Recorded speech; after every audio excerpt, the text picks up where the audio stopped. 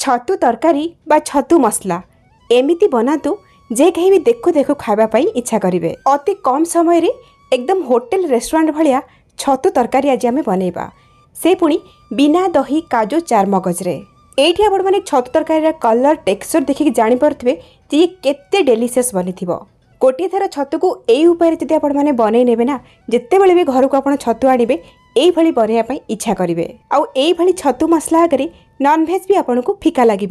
यही परफेक्ट छतु मसला बनवाई वीडियो को संपूर्ण देखूँ। वीडियो भल लगे लाइक करेंगे, शेयर करेंगे, चैनल नुआ थे सब्सक्राइब करने, फेसबुक पेज रे देखुले फॉलो तो निश्चय करेंगे। नमस्कार, लता बढ़िया किचन रे आपण समस्त को अनेक अनेक स्वागत। आज सुपर टेस्टी छतु मसला बनवाई एपटे देखो फ्लेम ऑन करके बसी गोटे कड़े गरम है गोटे बड़ा चामच ए बेसन। गैस रो फ्लेम को स्लो रे रखिबा आ बेसन को गोटे मिनिट पर्यंत भाजी नबा। ध्यान रखंतु बेसन को बिल्कुल भी पोड़ीबेनी, केवल बेसन रो कंचा बास्ना जीवा पर्यंत आमे भाजीबा। गोटे मिनिट भितर बेसन रो कलर टिके चेंज हो जिवो, बेसन रो बढ़िया बास्ना भी आसी जिवो। एमिति हेई गले आमे बेसन को आउ गोटे जगह को बाहर करके साइड रे रखिबा। एई बेसन भजा को आमे परे व्यवहार करबा। से सेम कड़े को पुणी थरे गरम करछि। गरम हो गला परे सेतिरे आ गोटे चामच दबा तेल गरम हो गला परे सेतिरे आमे दे दबा काटी रखिथिबा आलू। एठी मु गोटे मीडियम साइज रो कंचा आलू नेछि आ तार चोपा बाहर करके ताको एई भले भाबरे छोट छोट करके काटिके नेछि। आलू ऑप्शनल अछि, आपण चाहिले देई पारिबे न देई पारिबे।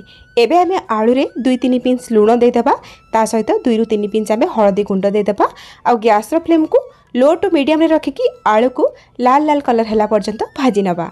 तो ये देखंतु आलू भी भाजी होगला। आगु गोटे प्लेट को बाहर कर नबा और साइड रखिबा। तो सेई कड़े रे हमर टिके तेल अछि, सेई तेल रे काटी रखिथिबा कैप्सिकम आ काटी रखिथिबा पियाज ऐड करबा। एठी मु गोटे बड़ साइज रो पियाज नेइछि, ताकू 4 खंड करके प्रथमे काटी नेइछि। तापरे एई भली पियाज रो पाखुडा गुडा को मु अलगा अलगा करि नेइछि। ता सहित गोटे बड़ साइज रो कैप्सिकम को बड़ बड़ खंड करके काटिकी नेइछि। एबे हमें गैस रो फ्लेम को हाई रे रखिबा। हाई फ्लेम रे ई कैप्सिकम पियाज को गोटे मिनिट पर्यंत भाजी नबा। बिल्कुल भी कैप्सिकम पियाज को अधिक समय पाई भाजीबानी, हल्का टिके कलर चेंज हो जिवो बस सेई पर्यंत भाजीबा। और टिके भाजी गला परे आको प्लेट को बाहर करके साइड रखिबा। तो सेई सेम कड़ी गरम करबा आ सेतिरे 2 बड़ चामच दबा सोरिष तेल। से तेल रे दबा गोटे तेजपत्र आ किछि गोटा गरम मसला भी दबा, खंडे दालचीनी, 2टा गुजराती, 5-6टी लवंग, 4-5टा दे दबा गोलमरीच। ए सब किछि सेकंड भाजी गला परे दबा कटा पियाज। एठी मु 2टा मीडियम साइज रो पियाज को छोट छोट करी काटिकी नेछि, ता सहित 2टा कंचा लंका को भी काटिकी नेछि।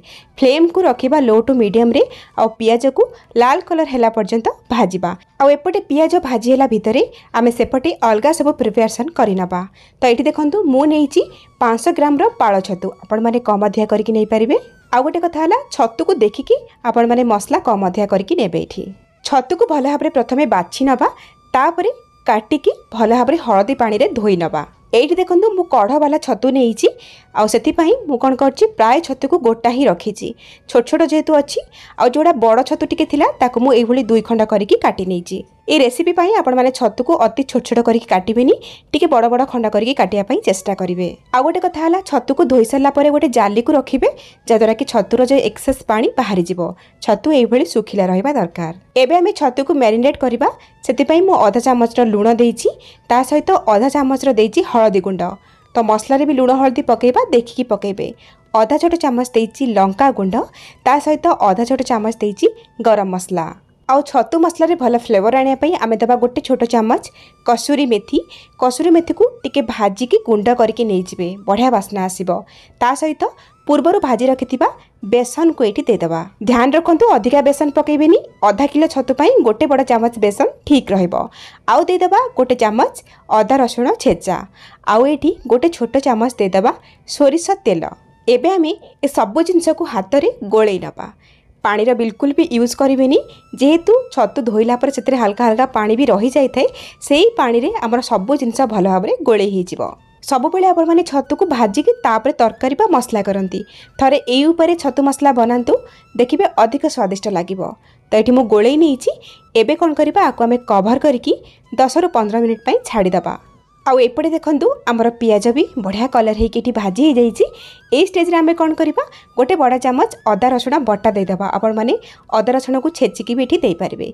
गोळेई नबा आ गैस रो फ्लेम को लो टू मीडियम रे रखिकी अदा रसुण पेस्ट को पियाज सहित किछि सेकेंड पई भाजी नबा कंचा बासना जीवा पर्यंत भाजी गला परे दीटा मीडियम साइज टमाटो को छोट छोट करके मु काटिकी दे देइछि।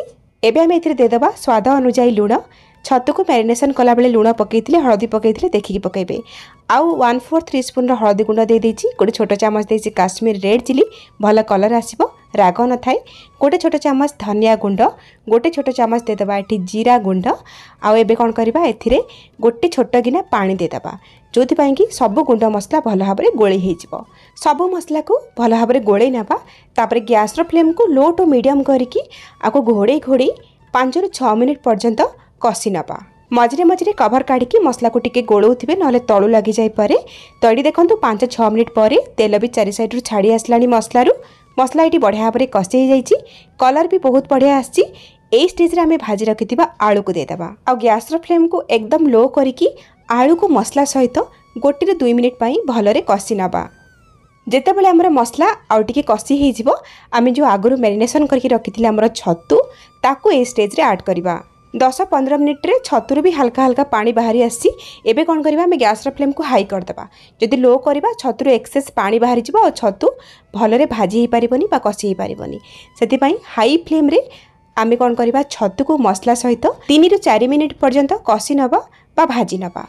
जेहेतु आमे छतु को प्रथमरु भाजी नाहांती कंचा व्यवहार करछंती सेति पई छतु को निश्चय हाई फ्लेम रे 3-4 मिनिट मसला सहित कसिबे। तो ये छतु आमर मसला सहित 3-4 मिनिट बढ़िया भाव में हाई फ्लेम रे भाजी होगला कसी होगला। ए स्टेज रे आम ऐड करबा पानी। तो जो जगह मो मैरिनेशन करथली छतु को से जगह को धोईकी 2 ग्लास खंडे पानी एठी दे देइची। जदि आपण माने अधिका झोल रखिया को चाहिबे ताले अधिका पानी दे पारिबे किंतु मु बेसी झोल रखिबेनी तो 2 ग्लास पानी ठीक रहिबो। तो गोळै साला परे भाजी रखिथिबा पियाज आ कैप्सिकम को ए स्टेज रे ऐड करबा। पियाज कैप्सिकम को मैं हल्का टिके भाजी थिले सी भी टिके सिजिबो सेते भाई आको ए स्टेज रे ऐड करबा। आउ एटी कौन करबा गोळे की गैस रा फ्लेम को हाई कर देबा। हाई फ्लेम रे आमे तरकारी को एई भली फुटिला पर्यंत फुटै नबा पूरा टकमक हेकी फुटी गला परे पुणी थरे गोळे नबा। आउ गैस रा फ्लेम को लो टू मीडियम रे रखिबा आउ कवर करिकी पाखापाखि 8 ରୁ 10 मिनिट पर्यंत दम रे आको सिजिया पई छाड़िबा। ध्यान रखंतु गैस रा फ्लेम को बिल्कुल भी हाई करिवेनी। लो टू मीडियम फ्लेम रे तरकारी सिजिले तरकारी कलर टेक्सचर बहुत बढ़िया आसीबो। एबे हे गलानी 10 मिनिट परे कवर काढी नबा आउ एथिरे आधा छोट चामच दे देबा गरम मसला आउ दे देबा कटा हैतिबा किछि धनिया पत्र। तो एतिके जिंस देकी आमे गोळै नबा आउ गैस रा फ्लेम को एठी आमे ऑफ कर नबा। एठी हमर रेडी हे गला सुपर टेस्टी डेलीशियस छतु मसला। एठी आपण माने छतु मसलार कलर आउ टेक्सचर देखिकी जानि परथिबे ई छतु मसला केते टेस्टी हेतिबो। ये छतु मसला रे आमे काजू चारमगज दही क्रीम किछि भी देइनी तथापि देखंतु टेक्सचर केते बढ़िया आछि यार जेतु एथरा आमे बेसन यूज करछे ना सेति पई एई भला टेक्सचर रहिले आपण माने रुटी पूरी पराठा भात सबुथिरे खाइबा को बहुत बढ़िया लागिबो। निश्चय ए उपाय रे बनांतु केमिति लागिला आपनको अनुभूति मो सहित शेयर करंतु। ताले आज पई रहउची पुणी आसीबी आ गोटे नुवा रेसिपी नेकी से पर्यंत रहिली नमस्कार बाय जय जगन्नाथ।